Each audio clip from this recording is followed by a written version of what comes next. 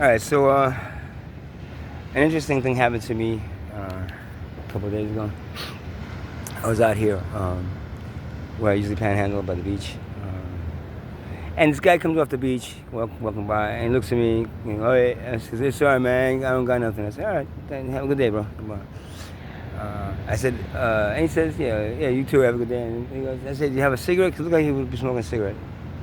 You have a cigarette? He goes, "Oh no, I don't, man. All right, no worries. Have a good day." And about like a couple of minutes later, he comes back. He goes, "Hey, but I have this vape. You wanna take a puff?" Well, sure, bro. Thanks.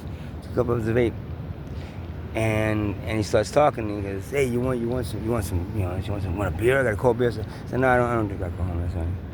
Because he was on the beach drinking and stuff. So we started talking a little bit, and find out he's living in one of these places around here. This is the city put him up to it because he just got out of jail. He said. And I said, "Oh shit!" He did 15 years in jail. I said, "Holy shit, that sucks, man. I'm sorry to hear that." Yeah, And we kept on talking. He seemed like an alright guy, It's easily, I mean, so it was like, I think it was yeah. So I said, "Do you want me asking? What were you incarcerated for?" He goes, "Well, I beat somebody to death." I said, "Oh." That was a surprise in my mind. Didn't look like he would, but I said, "Wow, it sucks, man. I'm sorry to hear that." I said, I guess. Well, the guy must have did something bad to you. Did he, was it self-defense? He goes, "Nah." I said, "Well, to beat him to death, you must have did something, messed up, right?" He said, "I can't see this thing." Yeah. He said, "Yeah, a friend of mine got his phone, and a guy who opened it up and looked at it and found a whole bunch of pedophile pictures, and that just fucking bothered me, man.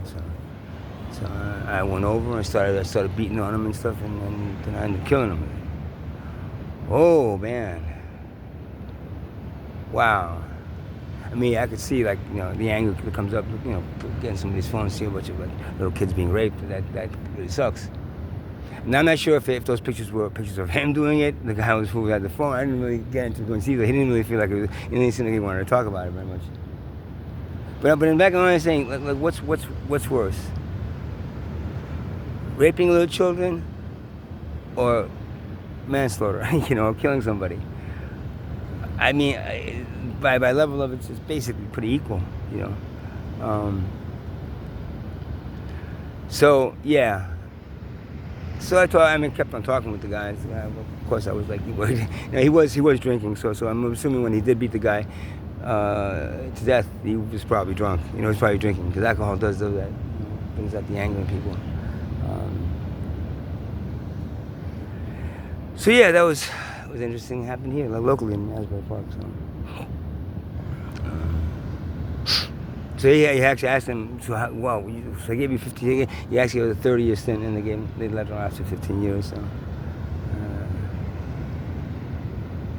yeah. Oof. I've been having a bad week, They told me at the beach here. I didn't have I was here this morning, sitting down, just sitting down. I had no tent or anything up. I slept in this car that I had last night. I'll tell you about the car in a second. The cop came up. He goes, "Hey, you're supposed to, you've been sleeping in a tent." I said, "No, it wasn't me." Even though I did have a tent a few times, but not. But it was another couple that was here. I said, "No, another couple was here. They were over there." Somebody complained about it. You can't, leave in the tent here. I said, "Yeah, but I can come afterwards, and if I want to play some piano or something like I did the other day, you don't mind that, right?" He goes, "Yeah, that's no problem. But don't, you can't put a tent here because I don't want, they don't want it, blah blah blah, whatever it is, whatever the reason behind that is." Even he thought it was a little, not nice of them to say that it's a beach, and you got to charge for the beach, and then you say I can't even put a tent here, even if I do it overnight. So that wiped off my one place I sleep. The other place is by the woods back there. Somebody cut a big hole in that. Probably thinking that I had my keyboard in there or my scooter in there because I've been riding the scooter and because I got a flat tire. So big hole in there. That's done. And then when I moved some stuff, there was like a whole bunch of different kind of bugs all in these blankets that I had. So I won't be going back there anymore. So then I lost 2 places to sleep now. And now I've kept this car since last Friday. I was supposed to bring it back last Friday. I'm already like $700 in the hole, on top of the $395 that I paid. I'm basically going through all my savings just for this car. I don't have the money for the rest of the car. I have $300 I put it down as a deposit, and it's probably, I keep on keeping it every day. It's like every day it's like I want to bring it back. It's like I want to keep it. I just don't know where to sleep. And now I got absolutely nowhere to sleep, and that car was the only thing, and I got to bring it back today. The woman called me yesterday and told me she tried to debit my account, and it bounced, and I said, whatever. I said, I don't have any money in that account. It's actually overdrawn by $120, so I have no money in that account whatsoever. And I won't be getting anything until the 12th, so that's my up and down struggle with living in such an expensive place.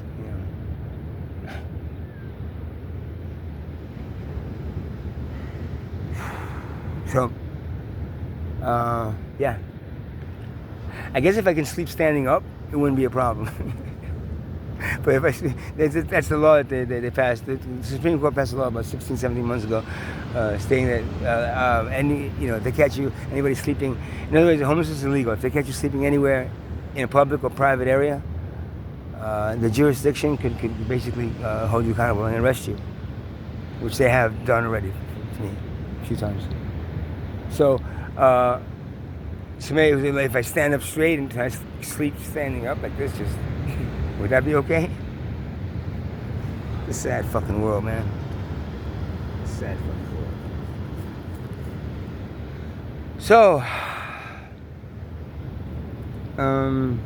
and that story about the guy who beat that's absolutely true. I don't make up any of these stories, man.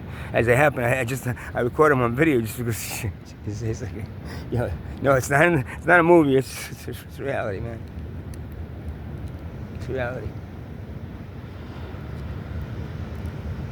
Oh, and so I don't have the money for that, and I don't have enough money. I don't have any money for my storage unit, which is now, I moved from one storage unit to another. Now it's $99 instead of $74, and it was due yesterday, and I don't have the money for that. So there, basically, unless I get some miracle, some money comes in from somebody, the storage unit is now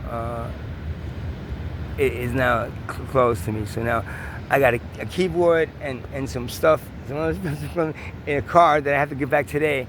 I have no place to put this stuff, and I can't put it in the storage unit because I'm locked out of it until I have the money. So at this point, I'm just gonna have to stay in one place until I get money with the keyboard and cover it for in case it rains. Either that, or take a chance of holding the car another day, and see what happens. I mean, already $700 in a hole, another $770 is, I guess, not.